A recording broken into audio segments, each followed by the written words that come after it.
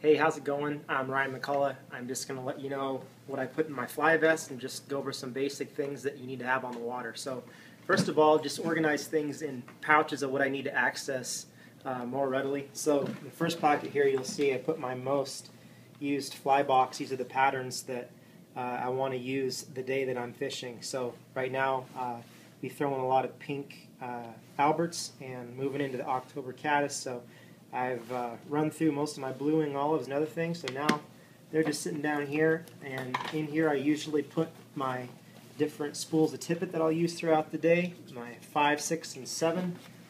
Put these in these pockets here handy, and then the ones I don't use as often, some of the thicker tippets, put them in here. And looking through the front, I'll go and put my floatant. This is really great desiccant floatant that you just brush on the fly. It's a powder, and that'll help dry the fly off once it's been in the water. This is a Japanese-made floatant by Tiemco called Dry Magic, and that's what you'd want to put on CDC or other kind of flies that would otherwise get caked with an oil-based floatant. And normal oil-based floatant would be something like what fly sauce is, or everybody knows gink. So I put these in my front pockets. Over here on this side, I have a small first aid kit. I've got some bandages, I've got some alcohol wipes, and some chapstick, other things, sunblock, things that I might need on the water in case I put a hook through my finger. And then my measuring gauge and things that I'll put in this pocket up here with very important sunglass cleaner. So oftentimes you'll be out on the water and you get sprayed or splashed and you need to clean off so you can see.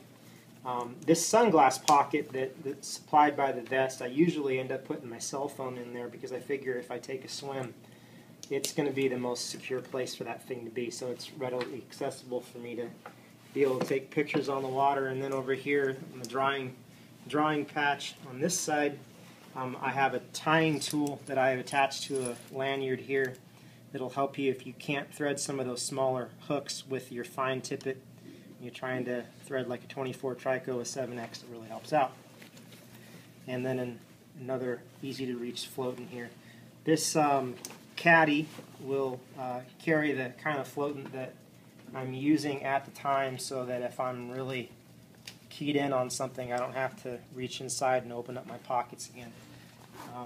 Then really nice to have a fly vest that has a back pouch is usually where take everything I need on the water, keep my lunch, and make sure you have plenty of water back there, and a good old magnetic net release. These are absolutely great for when you're trying to net a fish by yourself, and then if you have to let the net go to handle the fish, then you don't have to worry about it floating away. So that's just basically what I have there on the water, and I would say probably the most important tool that you would ever have is a pair of mitten clamps.